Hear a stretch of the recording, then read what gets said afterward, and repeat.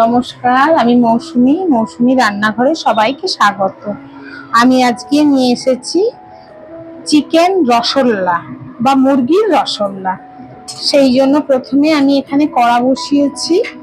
আর আমি রসগোল্লা করার জন্য প্রথমেই মাংসটা ভালো করে ধুয়ে পরিষ্কার করে এখানে এর সাথে দই, ঘি, পেঁয়াজ বাটা, রসুন বাটা, লঙ্কা গুঁড়ো, কাঁচা লঙ্কা এমনি চেরা, তেজপাতা মাখিয়ে আর নুন মাখিয়ে আমি রেখেছি একটু।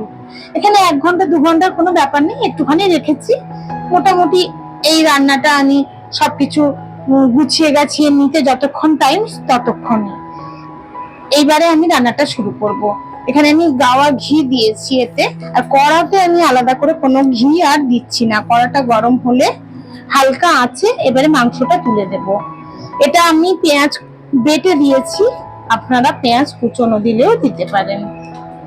এখানে হলুদ আর কোনো মশলা নয়, শুধু লঙ্কা গুঁড়ো আর এখানে নুন দিয়েছি, লঙ্কার গুঁড়ো দিয়েছি, কুচনো মানে এমনি কাঁচা লঙ্কা চেরা সেটা আমি ব্যবহার করেছি। এখানে মাংসটা দইয়ের জলে আর মাংসতে যা জল বেরোবে তাতেই মাংসটা সেদ্ধ হবে। আস্তে করে আমি কড়াতে মাংসটা তুলে দিচ্ছি। আমি আর কোনো তেল কিচ্ছু দেব না, আমি এখানে ঘি দিয়েছি। মোটামুটি 1 কেজি মাংসতে 500 টক দই। এই পরিমাণ অনুযায়ী আপনারা যে যেমন মাংস থাকবে যার বাড়িতে সেই রকম অনুযায়ী দইটা দেবেন।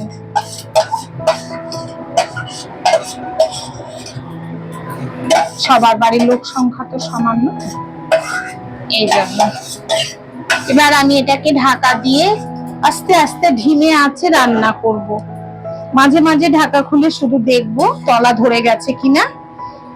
যদি সেদ্ধ ভালো না হয়, মনে হয় আর একটু জল দেওয়ার প্রয়োজন আছে, তাহলেই অল্প জল ব্যবহার করতে পারেন, না হলে আর কোনো জল দেওয়ার দরকার নেই। খেতে তো বলবার নয়, অসাধারণ হবে, অসাধারণ স্বাদের। আমি এই ধরনের মাংস বেশি রান্না করে আপনাদের সামনে দেখাচ্ছি, কারণ এগুলো খুব মানে একবারে বসিয়ে দিলাম হয়ে গেল, আর এটা ওটা সেটা বারবার করতে হয় না। খেতেও সুস্বাদু দারুণ লাগে। বিশেষ করে আলু দেয়া হয় না, অন্য কিছু, অনেকেই আলু ছাড়া তো বেশি পছন্দ করেন, তাদের জন্য খুব ভালো। এমনিতেও এটা আপনি ভাত, রুটি, লুচি, পরোটা, ফ্রাইড রাইস, পোলাও সবকিছুর সাথেই খেতে পারবেন, খুব ভালো লাগবে খেতে। এবার আমি এটা একটা ঢাকা দিয়ে দেব। এইভাবে আমি রান্নাটা করব। মাঝে মাঝে ঢাকা খুলে নেড়ে নেড়ে দেখবো জলটা কতটা আছে, কতটা মাংসটা সেদ্ধ হয়েছে। এইভাবে এখন কিছুক্ষণ রান্না করি, দেখি এবারে কতটা জল মরেছে।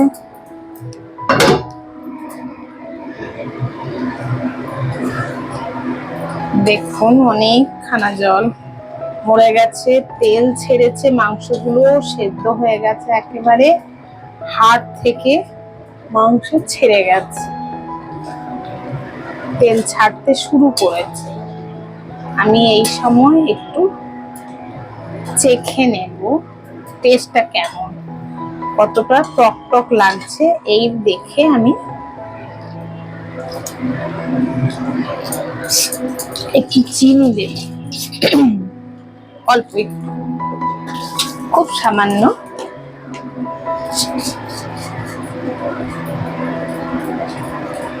দই দেয়া হয়েছে তাই আমি টক মিষ্টি নুন ব্যালেন্স করার জন্য অল্প একটু চিনি দিলাম। এই দেখুন মাংসটা দেখতে কত সুন্দর হয়েছে, যেমন দেখতে সুন্দর তেমন খেতেও সুন্দর।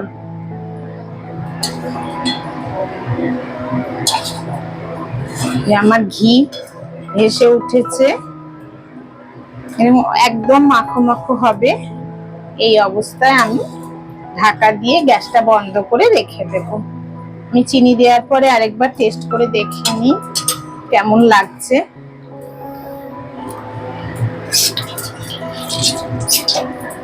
একদম ঠিক আছে। তবে আপনাদের যদি মনে হয় একটু চিনি দেবেন না তো দেবেন না, যদি মনে হয় একটু দেওয়ার দরকার আছে, যে যেমন খাবেন সেই রকম দেবেন। টক মিষ্টিটা যেহেতু দই দেওয়া হয়েছে, টক দই, তাই একটু চিনিটা দিলে ব্যালেন্স হয়ে যাবে। আমি এই অবস্থায় এটা ঢাকা দিয়ে রেখে দিচ্ছি 2 মিনিট, তারপর নামিয়ে পরিবেশন করব।